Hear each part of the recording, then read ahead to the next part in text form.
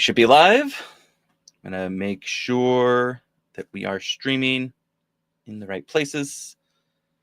And we're a couple of minutes early, so if you're already here, it'll be a few minutes before we get going into the actual content. But I always love hearing from the audience. If you want to share in the chat just where you're watching from even. But even better is also sharing a little bit about what you're working on or why you're interested in learning more about building LLM pipelines and serving models. So today, I'll recap this probably a couple times as people are joining in, but we're going to build a workflow. Actually, I already have it up on screen. This is what we're going to build today to really build a whole pipeline for fine-tuning a large language model. We're going to download a data set, download a model, train a model, visualize that data, evaluate the model, and then we'll do kind of an extra prediction here to see how it responds with some other data. And then we're also going to serve the model. Actually, while we're waiting for people to join in, I can bring that up as well.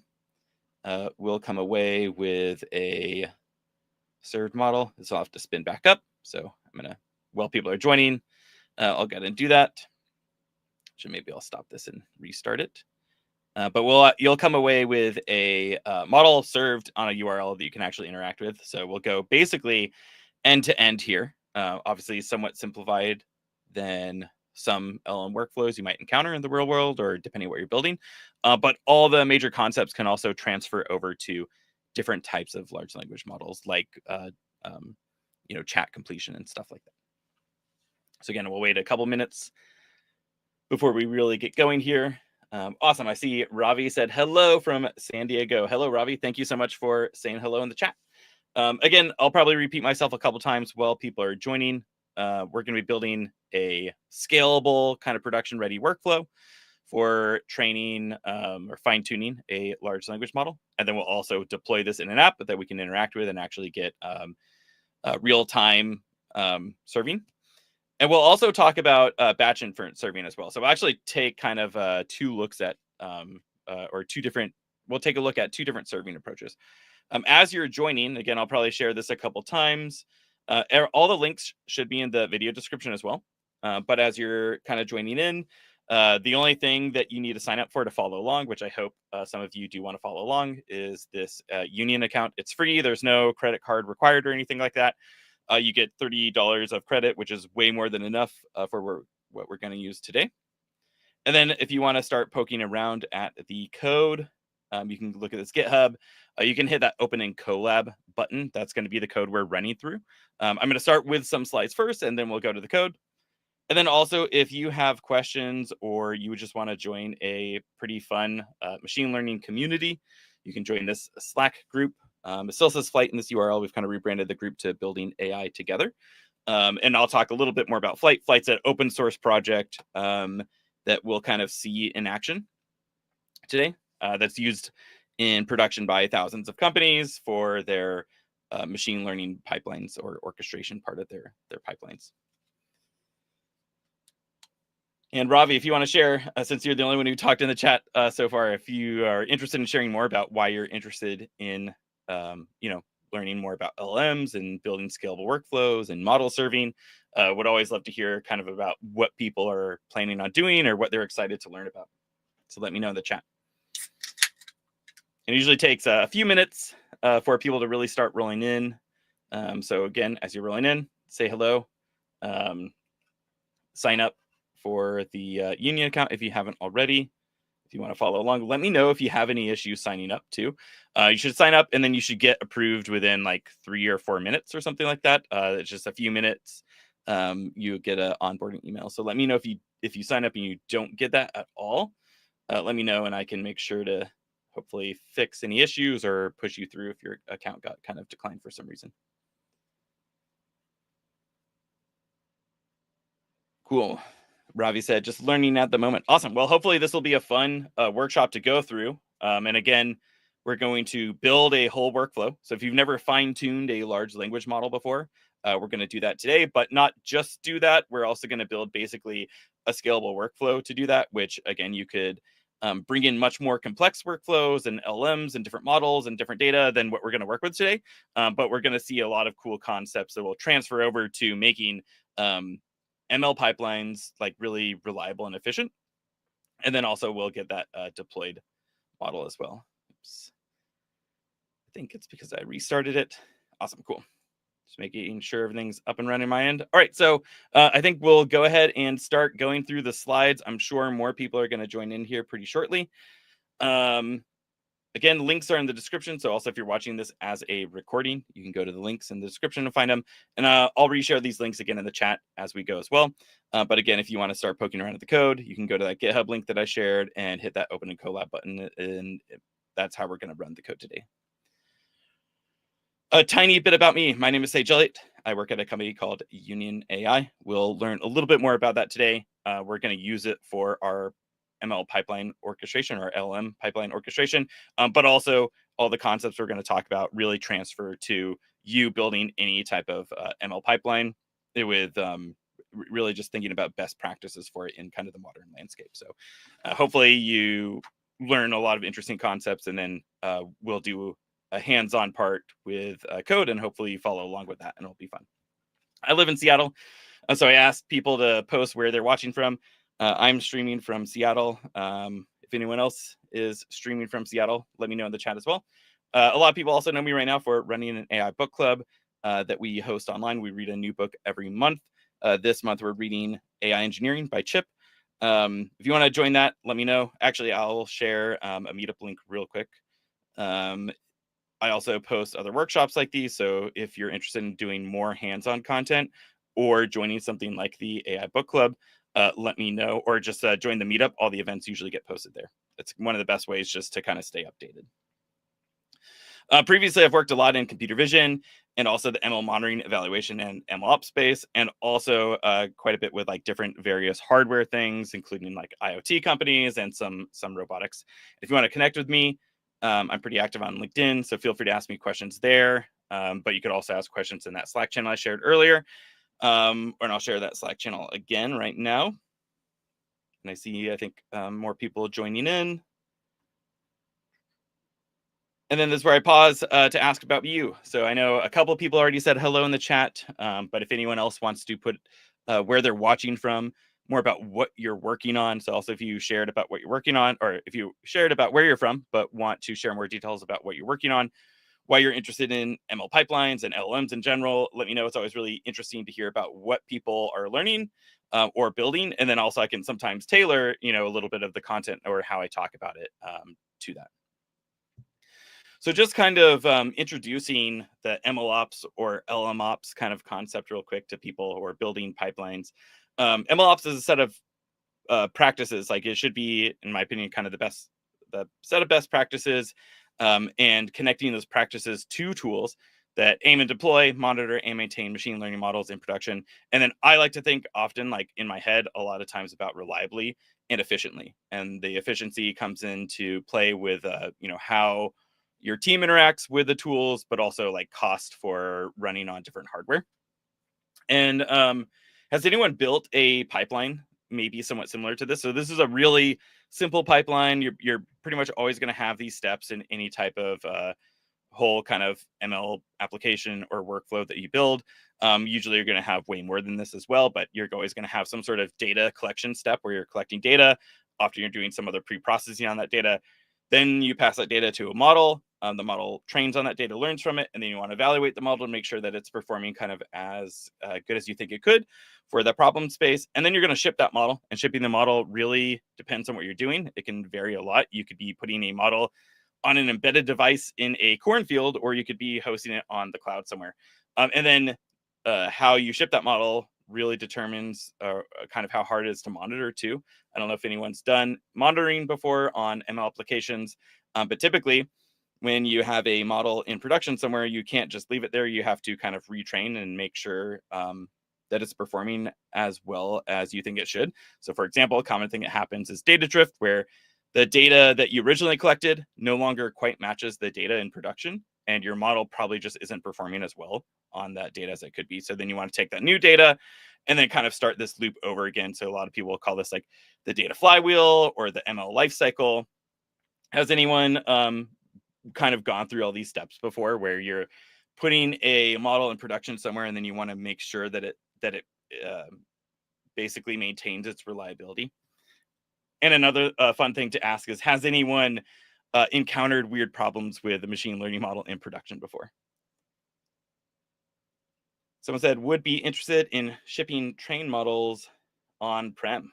Awesome. Yeah. And if you want to talk more about on-prem stuff with me, feel free to message me in Slack or on LinkedIn later too. It's like I mentioned, actually putting stuff in a cornfield. Well, that definitely was on-prem. But also we build some cool, like what you'll see today is a,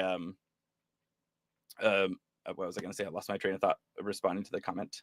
And I took a screenshot of your name so I could find you later too.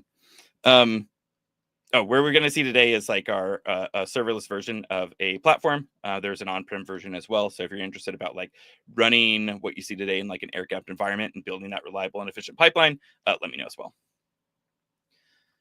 All right. So fortunately, doing all these steps, there's a huge list of incredible tools that make this way easier than us combining or us writing them all from scratch. You've probably used some of these before, like scikit-learn for machine learning, or PyTorch, or Hugging Face. I love Hugging Face. You've probably used their transformers library if you've been dabbling around with LLMs. But basically, we want to have a way to tie all these different libraries together, and again, run them on efficient and reliable compute. So we do that with workflows. This is kind of the core of building those reliable pipelines. So again, I like the words reliable and efficient. We want to build those reliable and efficient workflows for your AI applications. And then some things that I pretty commonly think about when I'm helping people build out these pipelines is, one, scalability. We actually do a fair amount of work with customers that have huge data sets, huge image data sets. So actually like self-driving cars or medical data can be really, really large. So how do you scale up the compute to handle that data and training of that data? And that's something you want to think about. Like, what does the scaling look like for your application? Reproducibility. So you want to ensure that your workflows can be run over and over again, usually, and being able to pass those different workflows off to different teams and getting the same results that you expect. So this is kind of where containerization often comes in if you've used Docker or something like that before. And we're actually going to be using the tool that runs on top of Kubernetes. So it makes it really easy to do the reproducibility of containers and the scalability of spinning up more containers when needed. Also, you want to think about usually versioning. So if you've done programming before, which again, I'm guessing a fair amount of people here have, but let me know if you haven't though. You probably use Git and GitHub to track your code. You want to really have a whole snapshot of your workflow usually, where you want to track the data, the code, and the model versions all used for that workflow. This, I think, is important for almost any company if you want to kind of be able to roll back and see like what happened and what data was used for a specific workflow or to train a model and why did you get those specific results. But this can be extra important for some specific industries too, like healthcare or finance, where you actually need the versioning and kind of lineage of all those different things to kind of track exactly what happened. So some fields are much more stringent on this. And then I like to think about improved efficiency, where really allowing your data scientists or AI engineers to focus on developing the application and not really having to worry about shipping a model as much. And so I often get feedback. Oops, let me make sure I didn't mute my microphone. Everyone can still hear me, I think. We get feedback of like when you implement a really good pipeline of going from shipping models or doing experimentation for models from weeks to days, or shipping models from going from 3 months to weeks, really increasing the efficiency between AI, working with AI engineering teams and passing off those different artifacts can have a huge difference. And then also with the efficiency is kind of cost efficiency. One, obviously you save costs if your engineers are usually working on more efficient pipelines, but also there's a lot of ways where you can optimize resource usage. We'll talk a little bit more about that because I always like to hammer on a little bit more of the efficiency aspects that you get when you adopt like modern MLOps best practices. So a couple of those to hammer on is where some of them feel kind of like low-hanging fruit and you get a huge cost benefit or efficiency benefit is I'm going to talk about those. So one is optimizing for local and cloud development. I'm not sure if anyone's used some sort of pipeline where you basically always had to do cloud run every time you made any change of code. That takes often quite a bit of time. You might have you're like debugging something, you change some code, you want to see if it runs, and you have to run in the cloud, it has to spin up a container, runs that code, and then you have to go find the error, and that takes a lot of time if you're doing that repeatedly over and over. So optimizing for local development is such a great way to kind of save a lot of your engineering time debugging pipelines. So if you can run your pipelines, maybe even have like a smaller model or a smaller sample set of your data locally before you kick off that cloud run, could be a huge cost saver. And to me, it feels like a no-brainer, but not everyone has like kind of their pipeline set up this way or tools that kind of even allow this. And I was actually just talking to someone last night. They weren't even doing ML stuff, but other development stuff, and they were having the same issue where, you know, the debugging time of running on the cloud was insane, and they eventually were able to rework their pipeline of testing everything locally, and it saves them a ton of time. And then leveraging caching in the pipeline. This one also might sound a little obvious, but if you're rerunning whole workflows, like where we're going to do today, where we are going to be training a model, and if you want to adjust your hyperparameters, instead of downloading the data set or doing these tasks over and over again, you want to just basically cache those previous tasks or workflows and then take the output and run it in this other task. So we could rerun this whole workflow, but basically just be running this train model step each time, and it saves a lot of time and resources there. And then this is a huge one, is task level resource management and containerization. So maybe you've written some sort of workflow. If you've done a pipeline in the past, potentially that was kind of just running on some single compute thing for that whole workflow. So for this example, we're downloading a data set, pre-processing data, and then training the model. The training the model part might be the only part that needs a GPU. But if you spun up compute with a GPU and you had all these other tasks running on it, they're eating up that GPU time or hogging it from other people in your organization that could be using it. So having every single task defined with a specific compute, and they can spin up a container with that defined compute, and then only use those resources, is a huge feature. And then you're not kind of using those GPUs that you don't need. And then you can also look at feedback. So it's pretty easy. Like I've done this before where I'll just set too many CPUs because I just want it to run. But you could actually then monitor after you've run your task, like, or did you overset the amount of CPUs? And then you could bring that back down. And that's a huge just cost saving thing, especially running these over and over and over again. Even if it doesn't seem like that much extra compute, can add up quite a bit over time. And then another one is just mitigating errors with type safety. So again, this goes back to reducing the debugging time.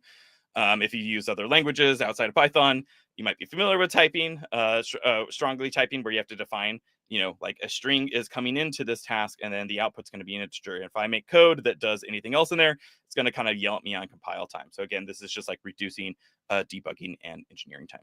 So those are kind of like top 4 things that maybe they are new to you, maybe not, but they have a huge impact when you implement these usually into your ML pipeline if you weren't doing these already.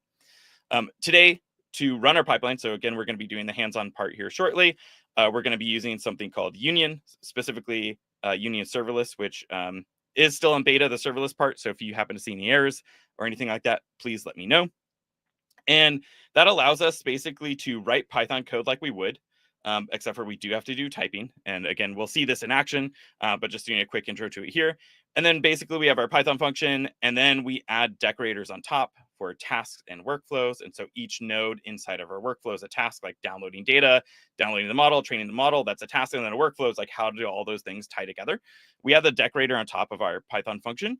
And then we're going to be passing in basically just parameters. So like, do we want caching?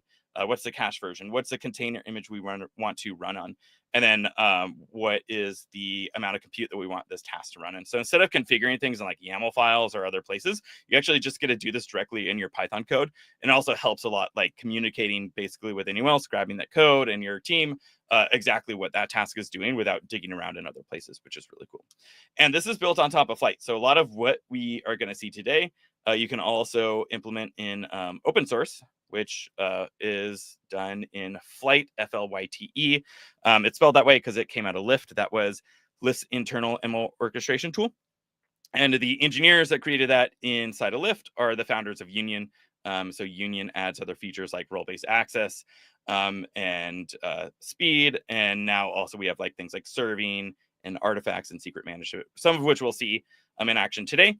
But also encourage you to check out the open source if you're interested in implementing these types of things I talked about in the open source. And so we have the declarative infrastructure, we have the versioning, caching, type safety. It's a really flexible plugin ecosystem. But a lot of the times you can also just run any kind of or connecting a library in there with Python code. You don't really need a whole plugin. We have checkpointing, and a Scalable, like I mentioned, built on top of Kubernetes. And then we'll also see there's a nice Python SDK that we're going to use, and then also a UI kind of interface you can also use.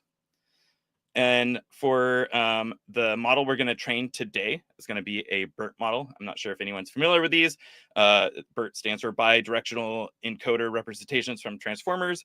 And this was actually one of the first LMs that really kind of, at least in my opinion, kind of felt like really changed the game of how people were perceiving LMs, and saw that there's really, really good applications here. And this is an encoder model, which allows us to do like training for text classification, semantic search, named entity recognition. There's actually a new version of this called Modern BERT that came out, I think, from the founder of Fast AI. And so these are still widely used models for looking at things like if you want to get sentiment or some sort of classification on unstructured data. It's a really good kind of lighter weight model to do that with. And I'll share the code, or sorry, the paper and the code. If you want to go check it out, you can do so. All right, so let's build our model. Is everyone ready to follow along? Hopefully, who wants to? I'll share the links again in the chat. I'm going to share them over in the LinkedIn stream here as well. So I'll give you all a second to open that up. Also, if you haven't already, it's a good time to sign up for the account. Again, there's no card or anything required. It just takes probably 3 minutes for you to get the approval email. And then once you go to this code link I shared, you can also hit this open in Colab tab. And then this is where we're going to run all the code from. I also recommend going to File and hitting Save a Copy and Drive. This will save your very own copy of this notebook. And then you can make edit to the code and text and stuff like that, and it'll be saved in this instance here. And I'm going to take this link and share this in the other stream. So give me a second here. While you're making your own copy, maybe sign up for Union, I'm going to share this link in the other chat. Once you've also done that, you can scroll down and run this very first code cell under this install packages and clone repo. This will take a minute to run. So I'm going to hit run. You can hit the play button, or if the code cell is highlighted, you can hit shift enter. So I'm going to let this run, and then I'll share those links while that's happening, and I'll talk about how to do that again if you missed it. Get this link. Make sure.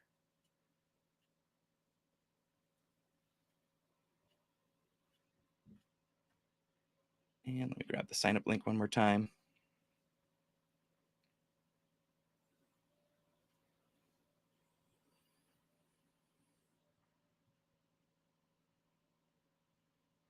All right. And was anyone able to sign up? That's always a good thing for me to confirm as well, actually. If anyone's following along today.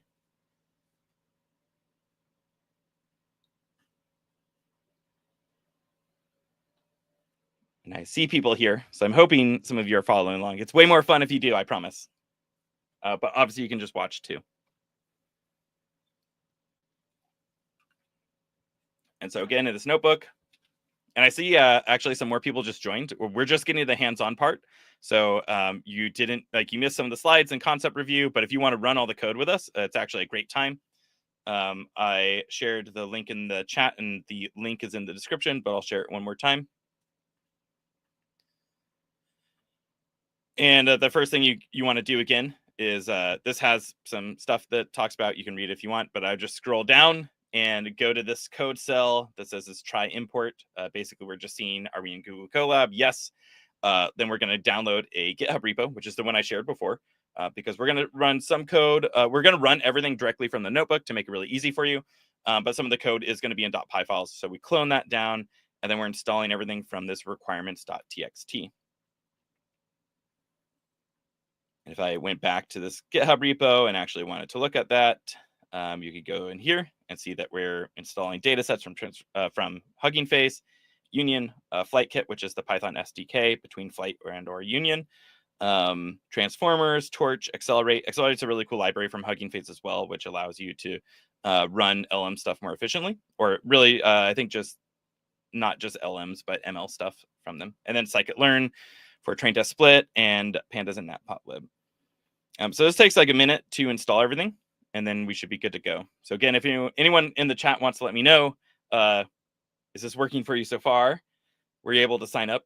Since I can't see errors, we're not in person. Let me know in the chat if something doesn't seem right.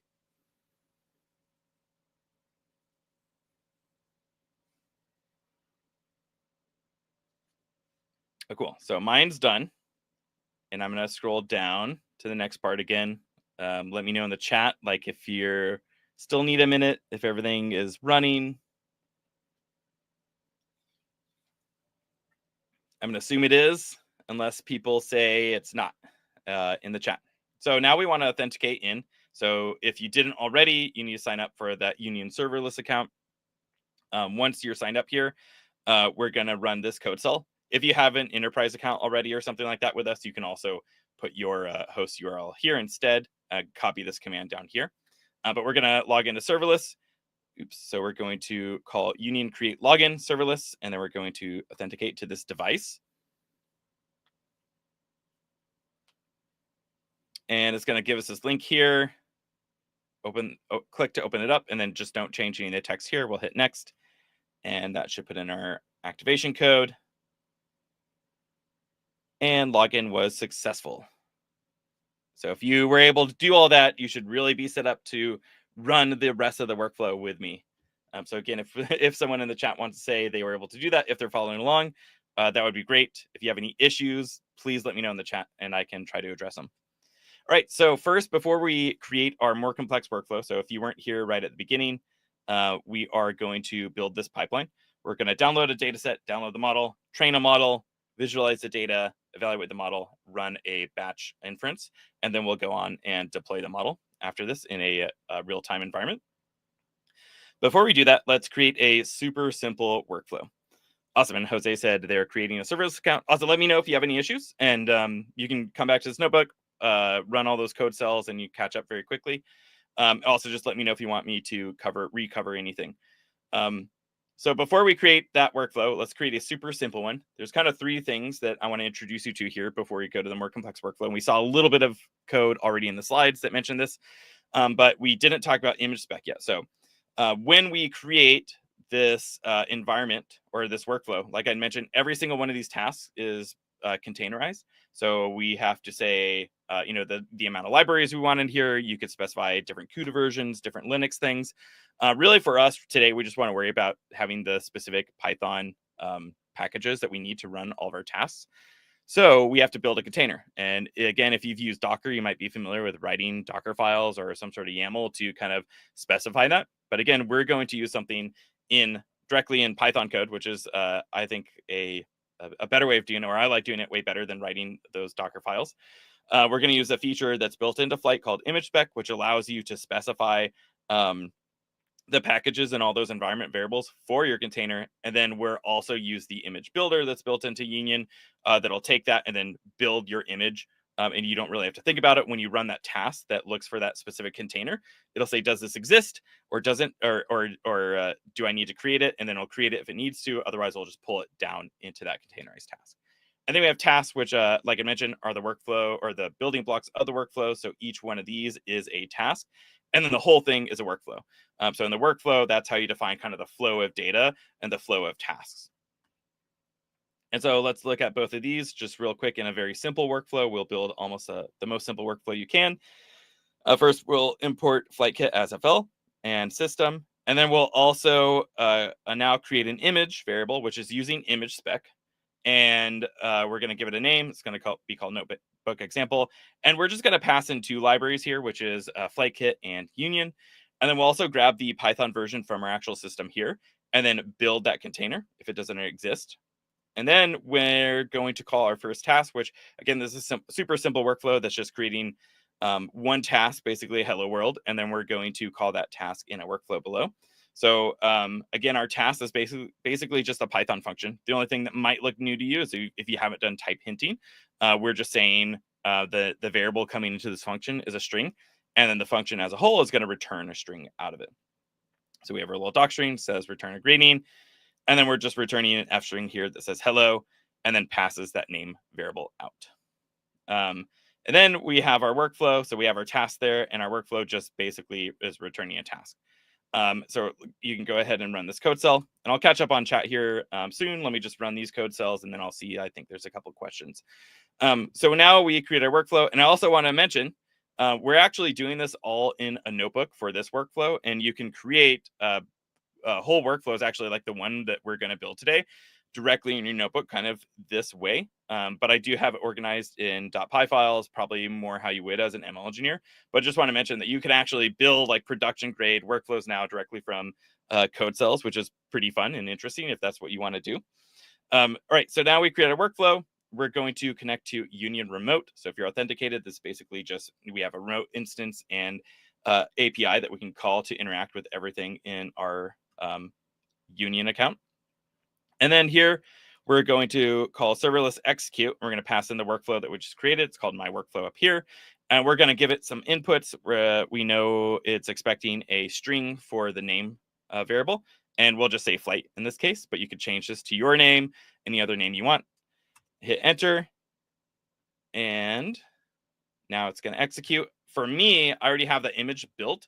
So for you, it might take a little bit longer here. It's got to go build that container image. And then you'll get this URL that you can click on. And then we can actually see, again, this is a super simple workflow. It's just one task here.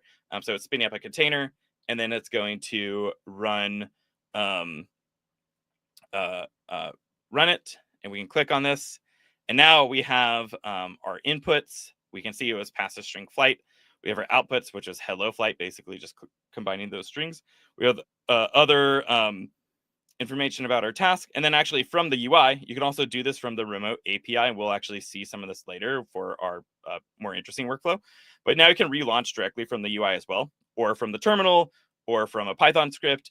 And then here, we only had one variable coming in, which was a string. I'll just say hello workshop. And now I can relaunch just directly from the UI.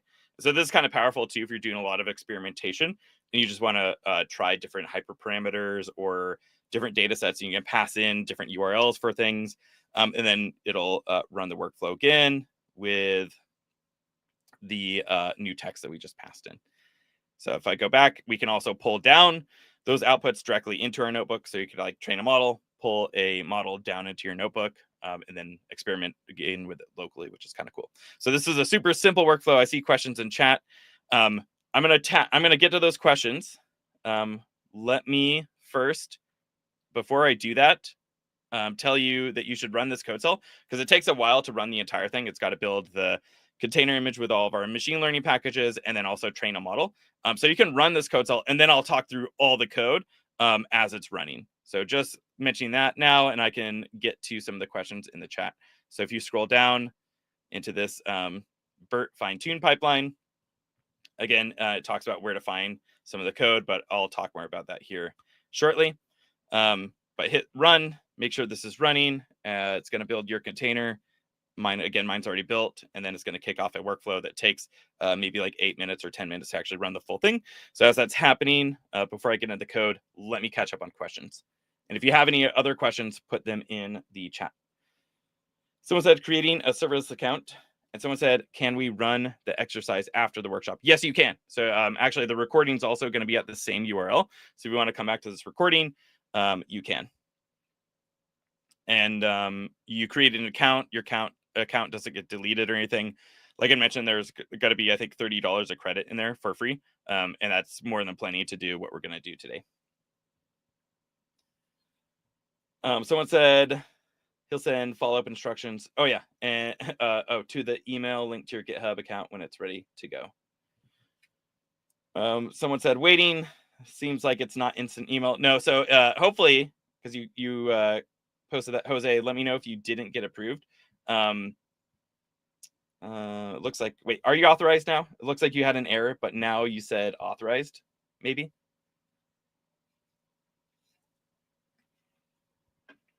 Yeah, the email should take, once you sign up, like 3 to 5 minutes. There's like an onboarding process there. Okay, so Jose, sounds like you're authorized now. You had an error. Let me know if you're still getting that error. But if you didn't already run this create login serverless authorized, do that. And then you're, okay, cool. Sounds like it's good now. Great. Awesome. Thank you. Yeah, maybe you tried too soon before it got fully onboarded or something. Great. All right. So then if you wanted to, you could catch up, run the super simple workflow.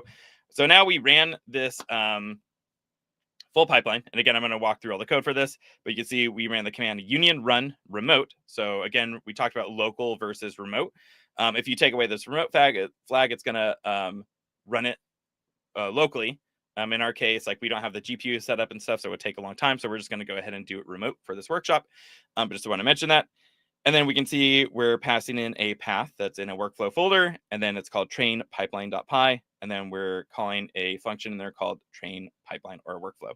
So I'm going to navigate this in Colab, and you can do all this as well. But also don't forget, you can go look at the GitHub and explore all the folders. You could download this locally if you wanted to. I'm going to hit this little folder icon in Colab, and this brings up a file explorer for me. And this is the GitHub repo that we cloned down.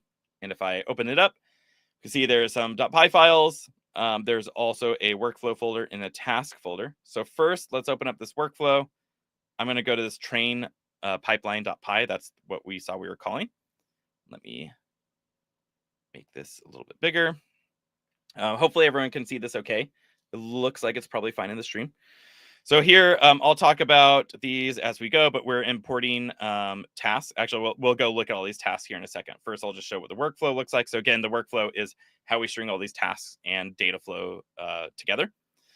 We're importing various tasks, and then we have this train pipeline workflow. So again, we just have this workflow decorator that lets us know it's a union workflow.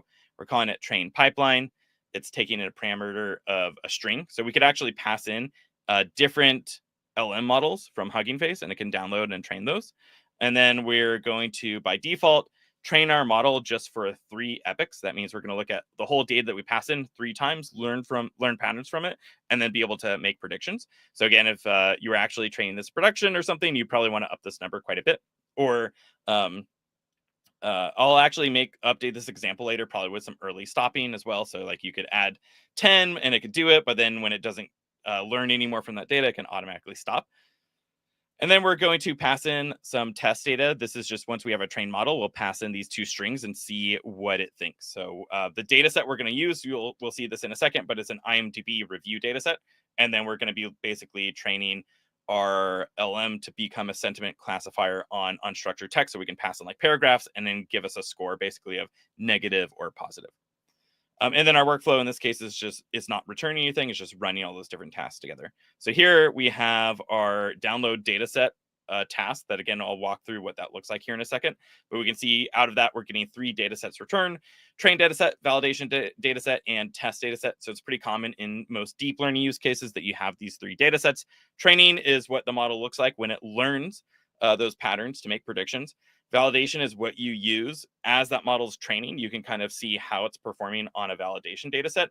And then test data is what you use after you've kind of already trained your model. Then you can have this other kind of extra holdout data set that you test on. So validation, you're kind of using to not, like, the model isn't seeing it, but you're seeing the results on the validation data set, and you might be adjusting different hyperparameters like the amount of epochs. And then we have our download model task. Again, we'll look at all the code for these here in a second, but that's just downloading a model, and we get a saved model directory from it.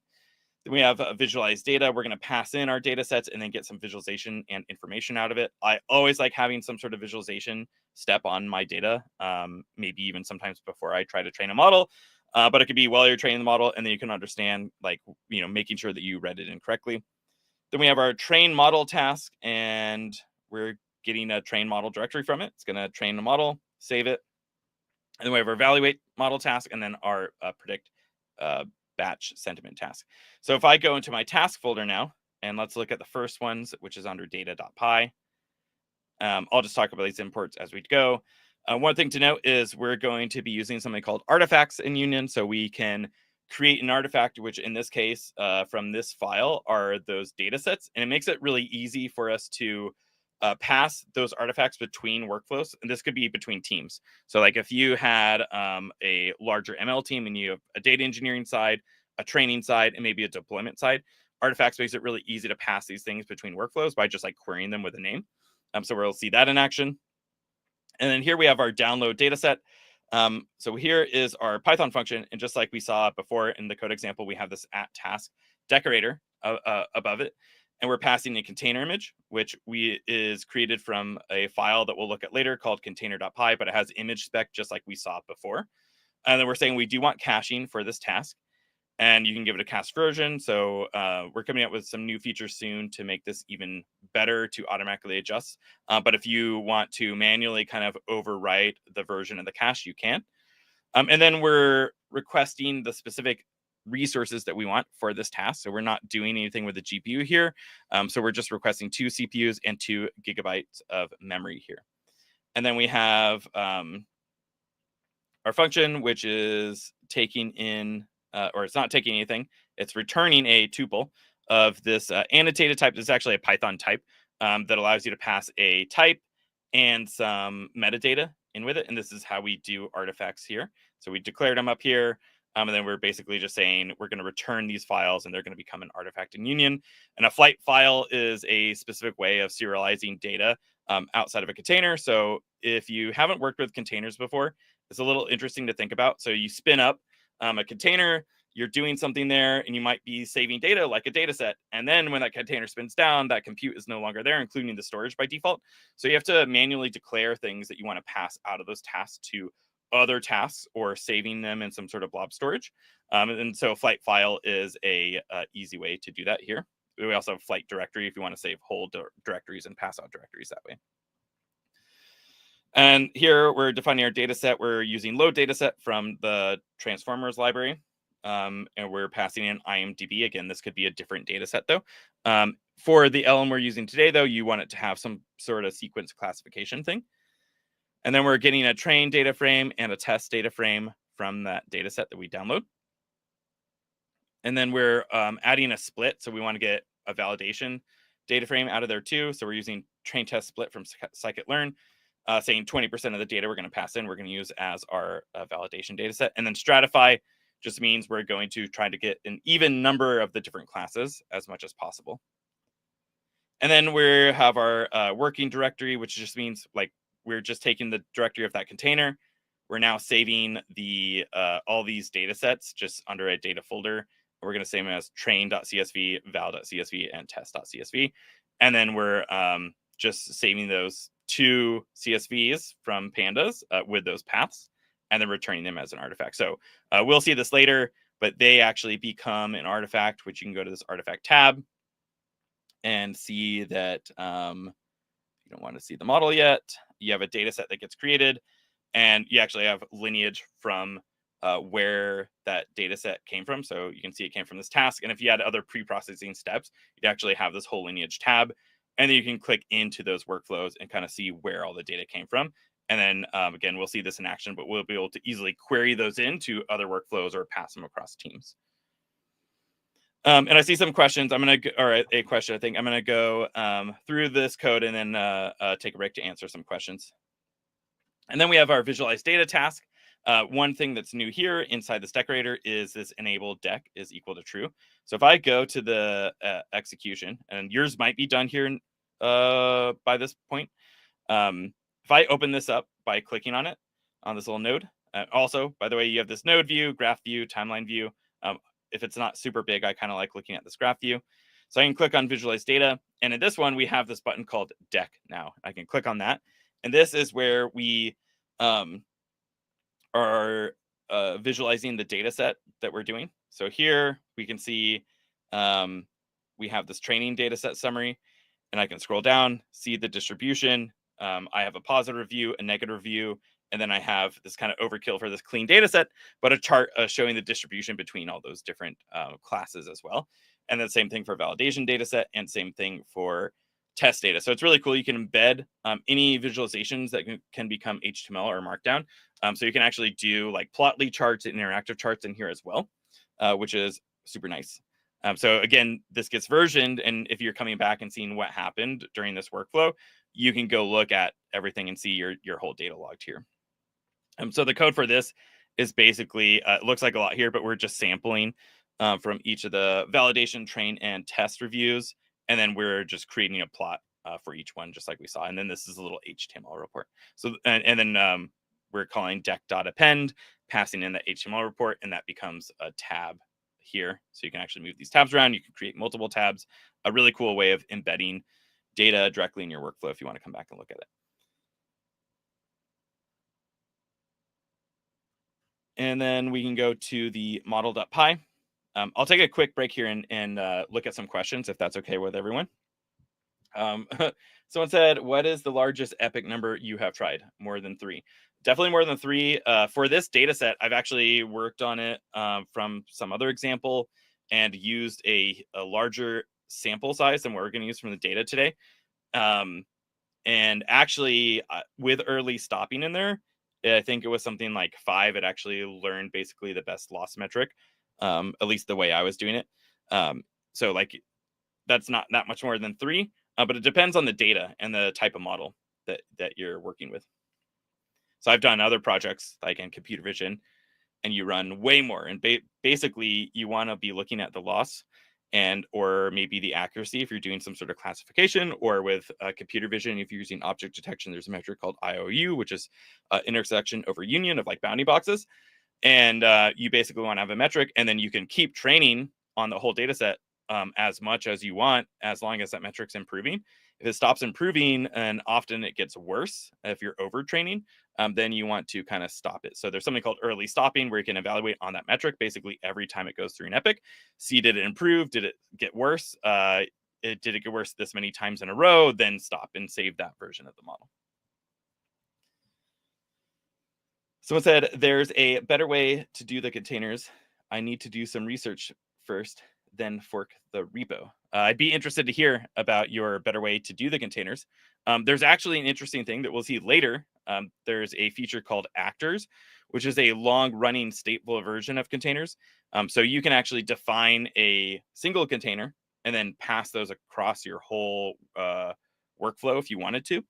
And then you actually have state in there. So that might be a better way, like maybe is what you're thinking. There is a feature for that. It depends on what you need and what you want to do. All right, I'm going to go through the model.py real quick. So this one, we're creating another artifact, but this is going to be our fine-tuned IMDb model. And then we have our download model, which again, nothing really new in the task decorator here. We've already seen caching. So when we rerun this workflow, in fact, if I pull mine up, you'll actually see that it says like this is written to cache. And I think this isn't the most recent version of mine. So if I look at this more recent version, we can actually see that this output was read from cache. So it didn't re-download the model every time I relaunch this workflow.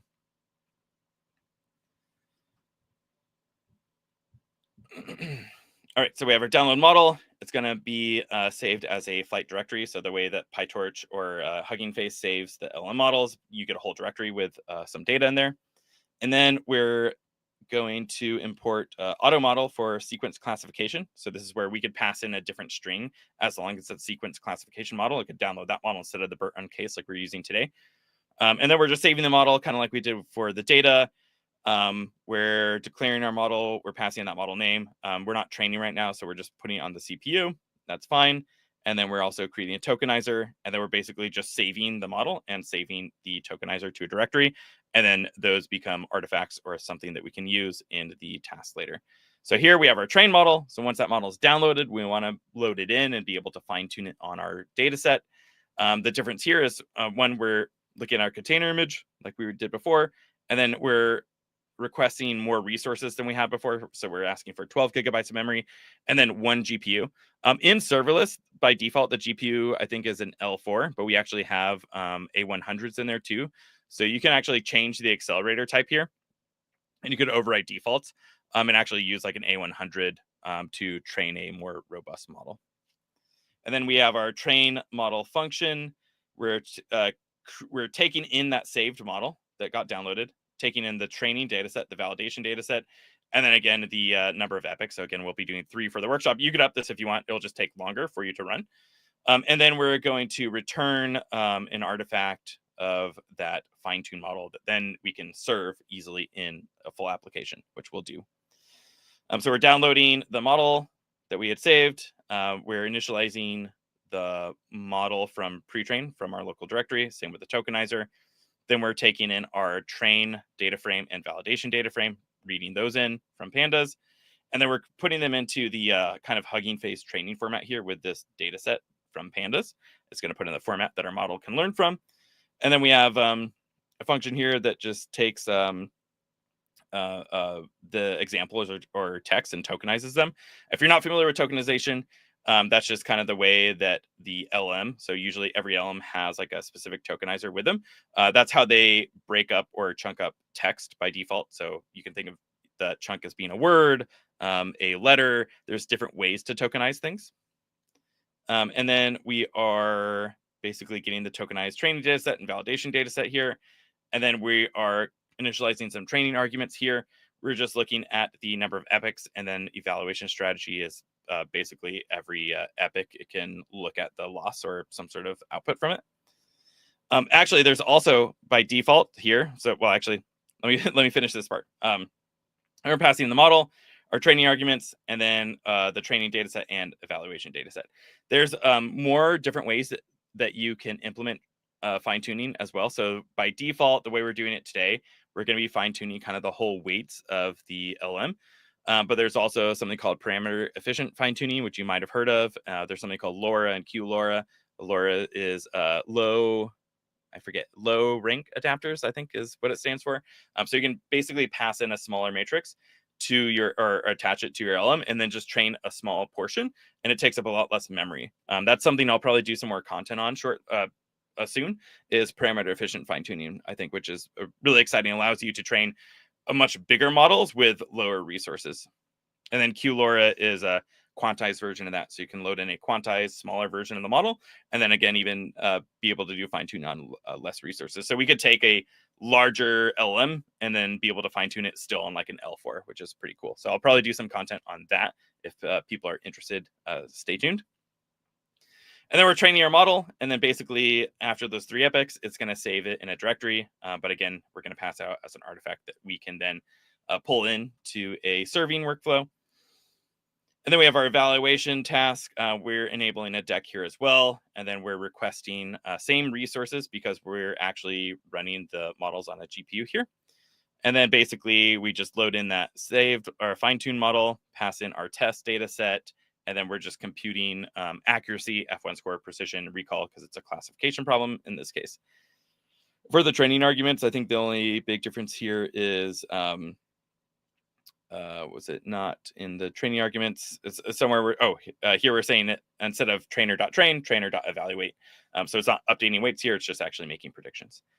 And then that's it in our model one. And so if we go back to this workflow, so if you ran this notebook, let me go back out to the notebook part. If you ran this, you should, by this point, have a URL here. And your workflow is probably done training. Let me know if it is or is not. And it should look like this. And so now you can click around and look at those visualizations. Again, you don't have to do this right now, but you could relaunch it, change this to a different sequence classification model. You can change this test data here. And then you could change the amount of epochs. And again, you can all do this on the UI, or you could also do this in like the Python API, which is pretty cool. One thing we didn't look at is this batch predict batch sentiment. So we can look at the input. Those are those 2 strings that were in a list that we passed in during our workflow. And if I look at the output here, we can see that first one, which is this is a great movie. And then we have this is a bad movie. We can see that it thinks it was positive, and then it thinks the other one was negative. And so sometimes in my pipeline, I like to have an extra kind of predict step. And I can pass in data that I know is going to maybe look different or be tougher than what's in the actual data set or in the evaluation data set. And if we look on the evaluate data, I think I enabled a deck here, but I didn't save a visualization. I should do like a confusion matrix there. But if we look at outputs, this is actually pretty well formatted. And so we can actually see the accuracy of our model just in 3 epochs. And then looking at the training data set was 88%. And then pretty similar scores with like precision and recall. And one thing I didn't note, I don't think, is if we go back to that train model.py, the data that we're loading in is a subset because it takes a long time. If you're, I think it's like 25,000 for test and train samples, which is quite a lot. And that would just take a long time to run during the workshop and a lot more compute. So we are only using 500 samples and then to train on, and then 100 to evaluate on. So just mentioning that as another piece that you would improve your model if you actually gave it a lot more of the data. So we're using a small subset of the data and just a few epics just for this workshop to get some results. All right, so cool. Someone said training succeeded. 8 minutes and 18 seconds. Awesome. Yeah, not bad, right? So already, and we went through a lot, so it's okay if this feels like a lot is going on. And I don't know if you've done machine learning before or how much Python you've even done. So it's okay if this feels like a lot, but you actually went through and built like a, it might be maybe a simpler pipeline than some in production or that you might be working on at work. But you went through and built like a production grade pipeline right now that is versioned, it's scalable. Again, you can relaunch everything. Like you can share the artifacts now. If you were on the enterprise version, you could like pass things between teams. You have role-based access. But you went through and built like a kind of production grade pipeline. So give yourself a round of applause. And you could put that on your resume if you wanted. Now, let's go to kind of the, I think the next part, which is really fun, is we have our model. How can we interact with it and create an app with it? So there's a couple ways, like I'd mentioned. We're going to look at serving in a real-time app, but you could also basically have the model hosted in a task as a workflow, and then ping it new data, and then use a batch inference. And then, like I mentioned, actors, which is a long-running stateful container that gets you near real-time results in a container. But first, let's look at serving the fine-tuned BERT model in an application. So again, we can run this. I recommend running it right now, and then I'll walk through the code. Because again, if you're running it for the first time, it'll take a few minutes. For me, again, I already ran this, so the container's already built, and I think my model's even already deployed. So as yours is spinning up, let me look at two files here. We have app.py and main.py. So I'm going to click on app.py. And then in here, this is how you create an app directly in Union. So if mine is still running, we have something like this, and I can go find some more interesting text later, but I'll hit bad. I'll hit analyze, and we can see that it says this was negative and the confidence is pretty high. And if I say good, this should be positive, I'm assuming. And again, pretty high confidence there. So this is what we're building, is this whole little Streamlit app that gives us a place to paste in text and then get a response back when we click this analyze button. So if I look at the code here, we have this app.py file. We are basically consuming that artifact. Like I mentioned, the artifact makes it really easy for us to pass that train model or data between workflows. So we're defining our artifact here. We have image spec. You're kind of familiar with this at this point, probably, where we're saying the type of libraries that we want to be in our app. So here we're using transformers. We're loading that train model with it, a library called union runtime, which allows us to run all this in the app. And then the accelerate library from Hugging Face. And then we're using Streamlit. If you're not familiar with Streamlit, that's a way for you to create nice little application interfaces just with like a few lines of Python code. So we saw that had an interface with a button and a text thing that I could paste in and some colors that were returned to us. That's all in Streamlit. And then we're declaring an app. This is the Union app part. We give it a name. We give it a set of inputs. In this case, we're consuming that BERT model, and how we pass that model between workflows or to an app in this case is we had defined it above, and then we're calling .query. So by default, this is going to pull down the latest version of that model. And we are going to set download to true. That means the artifact is downloaded when the container starts up. Again, we have image spec. We already defined that. You have to define resources again. So we're just using one CPU, 4 gigabytes of memory, one GPU here. And then we say what port we want it to run on. Basically, any other files we want to include, which we have main.py, which contains our Streamlit code. We'll look at that in a second. These are the arguments that will spin it up. And then we have some other features here like min replica. So min replicas by default is 0. This means that I think the default is 3 minutes or maybe 5 minutes. We have it set for 5 minutes down here anyway.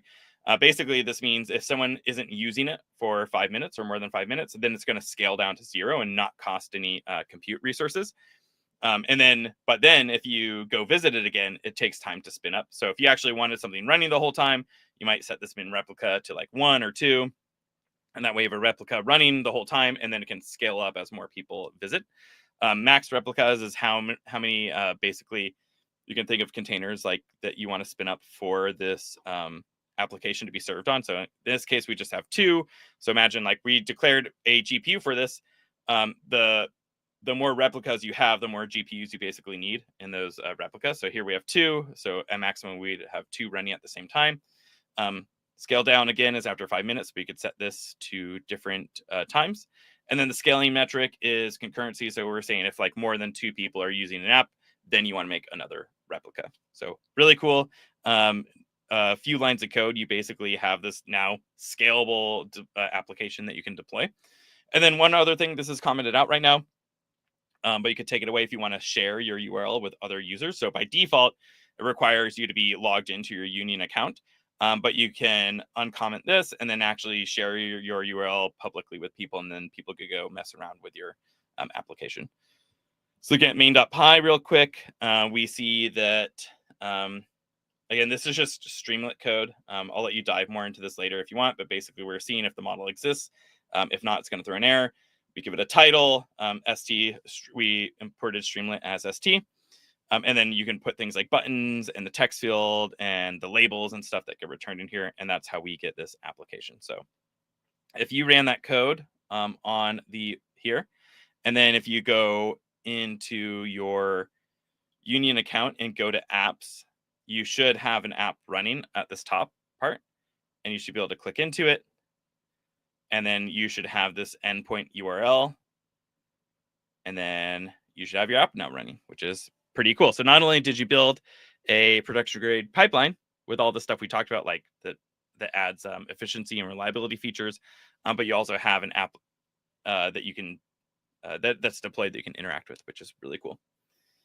And you could take a more complex review. Let's actually do that real quick. Let me pull something up real quick. Let's see. Let's try. And again, we had just a sample of our data. And we only trained for 3 epochs. I'm sure we can improve this model. Let's take what's one with mixed reviews. I don't know. I haven't seen any of these new movies yet. I'll take this one. Let's take some reviews from this and just see, even though again, our model is probably not super great the way we trained it. Let's get an audience review. I think these are ones that are more mixed. So our data set we saw was like pretty long form. Let's see, this is a 5-star review. Looks pretty complex to analyze. Like I don't see words that are like it says loved, but there's a lot of other words in here that maybe it could interpret as bad. So let's look at our model and paste this in. Oops, I think I pasted too much text. Let's see how it does with this.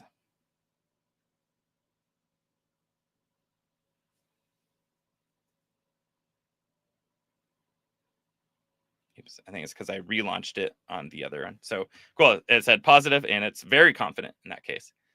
And grab another one. Let's grab I'm trying to look for a more complex one that isn't great. So this one might be hard because it's 2.5 stars, so it's not like super bad. And I don't see a ton of words in here that say like bad or hated it or anything like that. So let's see how our model handles this. Again, we didn't train on the whole data set, so it might not do very well, but it actually did. So I think that was, more negative review, but this is kind of complex to analyze, and it did a good job so far, actually, which is kind of cool. Jose said they love this. Awesome. I'm glad you like it. Looking at nodes, graph, timeline now. And one thing I didn't mention, going back to and again, you can navigate this by like always hitting this button here. By default, projects go in this default folder, but you can structure new project folders. So if you want to organize this way more, you can. Go back to executions. I'm going to look at my training pipeline. One thing I didn't mention, I did show in the slides, is if we open up this train model task, you can look at this view utilization tab. And this is one of those features that really helps with cost optimization. So we can actually see that like we declared 12 gigabytes of memory, but we're actually only using 1. And we declared 4 CPUs and we're only using 1 because we're using the GPU and everything's actually running on the GPU memory.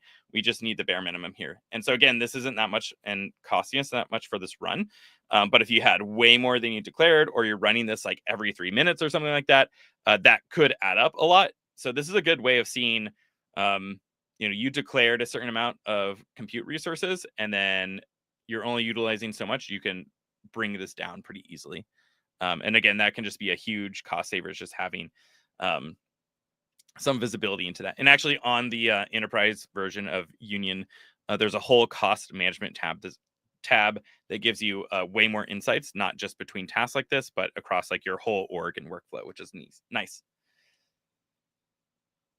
All right, so to wrap up, I have, I think, just a couple more things I'll run through on the notebook. I'll do this really quick, and then I'll stick around if people have questions or want me to go through anything else. So let's do batch serving, and let's also look at actors, which is that long-running stateful container. So I know Robbie was talking about there might be better ways to use containers. One, I'd love to hear your ideas, but also we'll look at a better way to potentially use containers, which is, again, a long-running stateful container that we can share across our whole workflow. So instead of spinning one up for each task here, we can spin it up once and then reuse it across them all if we wanted to. And we can also use that for faster batch inference. So if we knew that we're going to be passing data up to a workflow or a task for inference, but we want it to stay up for 5 minutes or something like that, and then spin back down once we stop passing data to it, we can do that with actors. So let's look at two ways of doing batch inference. One is just with a regular container that we already kind of saw in our workflow. So first, we'll actually just run this. This is just registering our workflow, so it's not running them. We used union run before. Register just means we're passing those up to union, and now we have access to run them when we want. So we'll connect to union remote again. We kind of did this earlier when we ran our super simple workflow.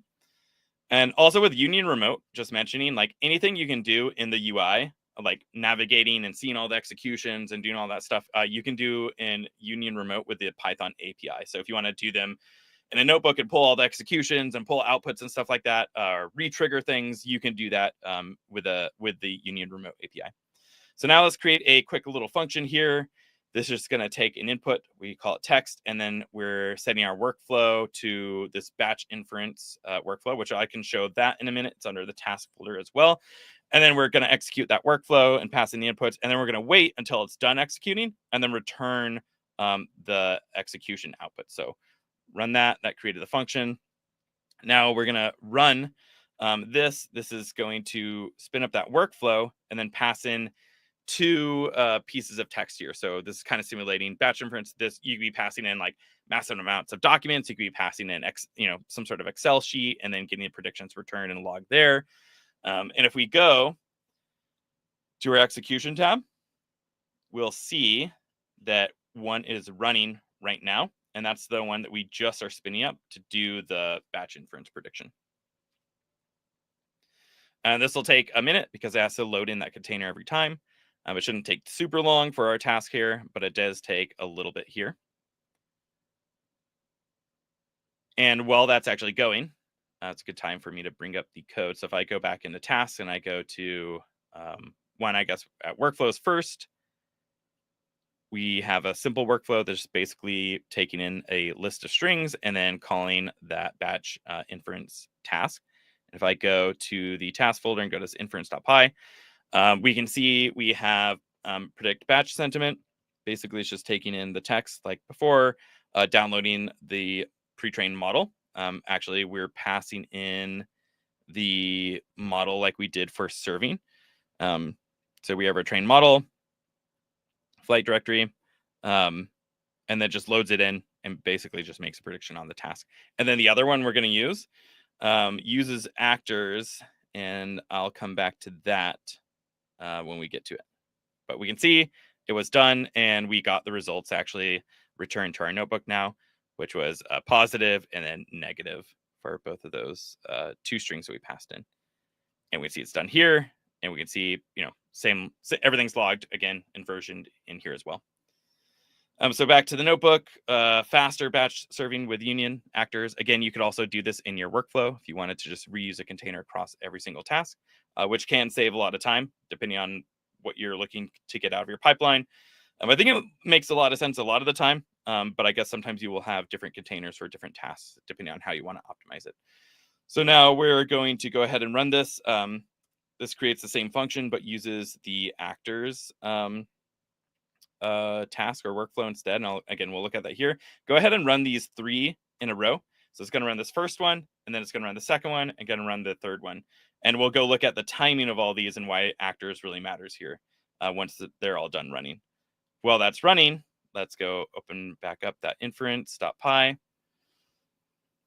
And here under batch inference with union actors, we're now creating a union actor task. And actually, if we go to containers.py, this is where we define our actor or our stateful container.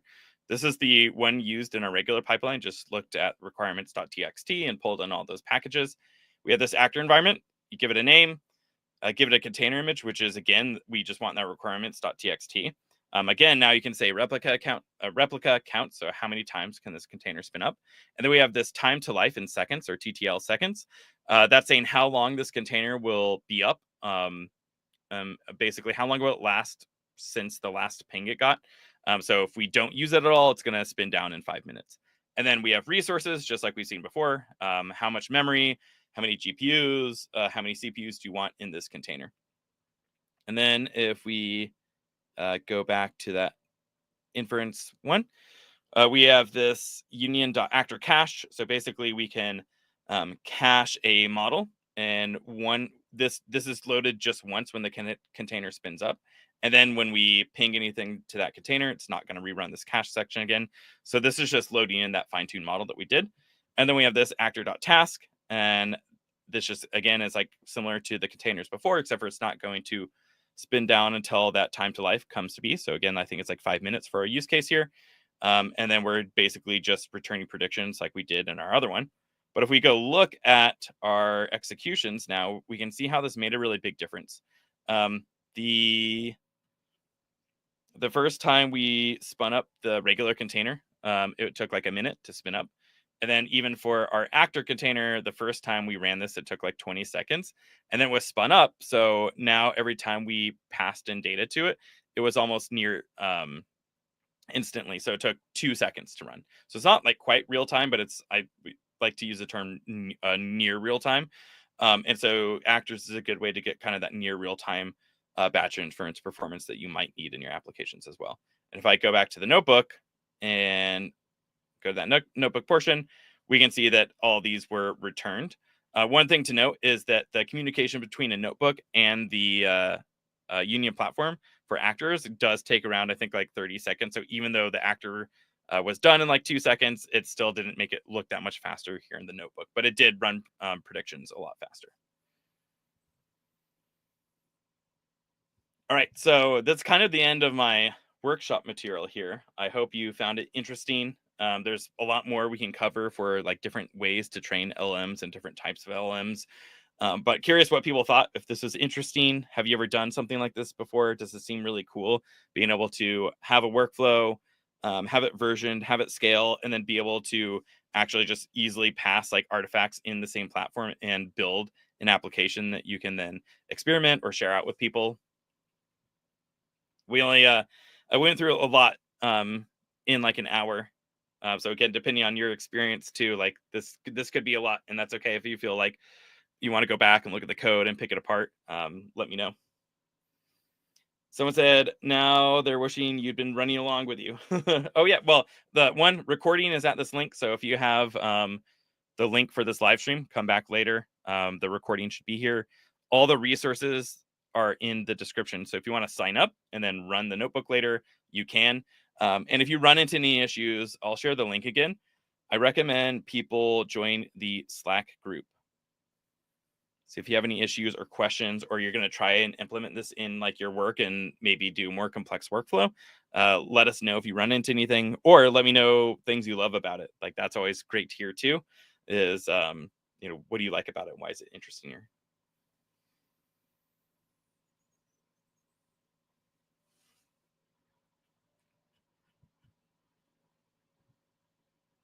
If you go to the docs, there's quite a few examples in there as well. So if you want to look at, doing different types of ML workflows, check out the docs. There's a lot on our blog. Again, let me know if you thought this was interesting or pretty cool, or if you hated it, but you're still here watching, let me know in the chat.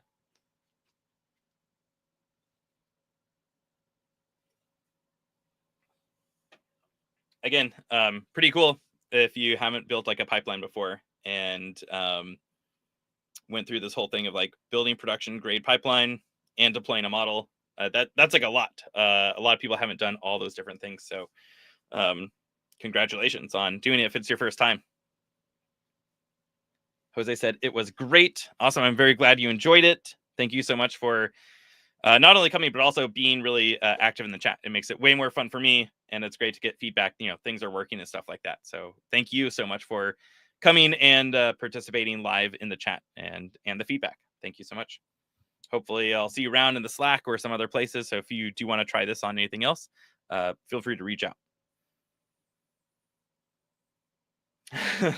So it only spent 41 cents out of the $30 cloud credit. Yeah, because we only used our GPU for a few minutes. So actually, if I go back in to our pipeline and yeah, I guess looking at the time, right? Like the whole task for training took only 6 minutes. And probably not all of that was directly on the GPU the whole time. So actually, if we went to that view utilization piece, we can see that, yeah, here's the GPU basically usage percentage it was used for 5 minutes or so. Or that's the whole task. So it was really used like for two-ish minutes, I think. And like I mentioned, by default, the accelerator is like the L4. And I forget what the pricing is on it, but obviously not too much for 3 minutes. And also hopefully found like interesting concepts. So, if you don't end up using Union or you want to look at other tools or use the open source, just keep in mind those concepts I mentioned too, like the cost and optimization and collaboration and compliance pieces. Those are kind of the 4 things I usually think about when implementing or helping teams implement more reliable and efficient pipelines. And it makes a huge difference. Like I mentioned, a lot of times you'll see going from weeks to days for experimentation and getting those models out, or like months to weeks to actually deploying something in production. It's kind of crazy how much impact stuff like that can have, like even just the local development piece or the caching in the pipeline.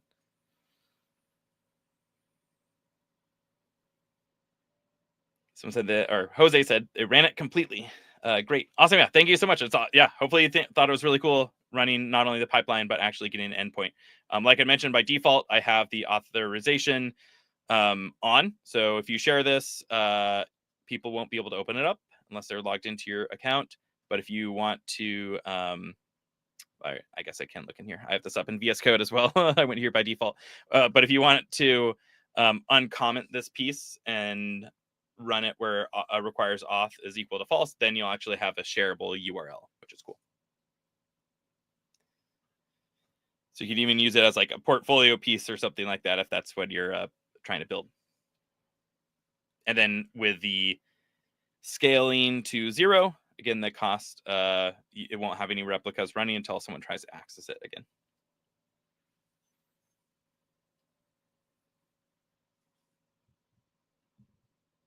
One workshop I guess I could bring up too while people are still around. I think I have it linked in, let me try to find this real quick. Well, I know it's in the meetup actually that I shared as well.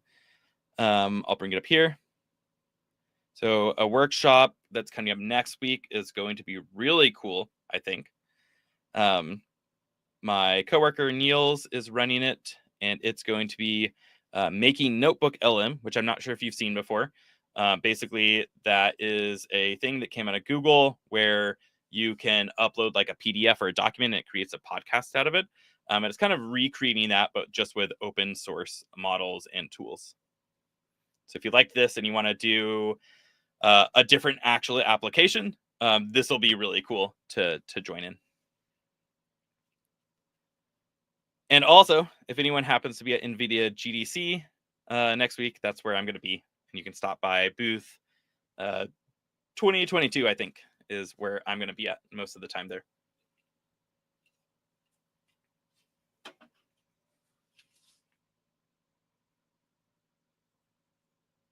Awesome. If there's no other questions, I think I'm going to wrap up the stream today. Hopefully, I will see you all in Slack, so at some other workshops, at AI Book Club, look at all the other fun community stuff that we're doing. And let me know what you want to see more of. And if you thought this is fun, like it sounds like some people really enjoyed it, which is awesome to hear, Keep an eye out. I'm going to be doing, I think, a lot more content around different LM and Gen AI applications, and also some not in Gen AI. Like I mentioned, doing a lot with computer vision. I'll actually be doing a workshop at some point, somewhat soon, on building like your own object detection models and what that looks like in a scalable fashion. So if you thought this was fun but want to see other applications of AI, follow us wherever you found this, or like I mentioned, on Meetup is a good place. I usually post everything there, and that's just one of the best places to probably get pinged like when a new event goes out. So you could just join there and see what we're doing next. With that, all right, I'm going to end the workshop. If anyone has questions, again, find me in Slack, find me on LinkedIn. Thank you so much. Huge shout out to Jose, especially. Thank you so much for being super active in the chat. And I will hopefully talk to some of you all later.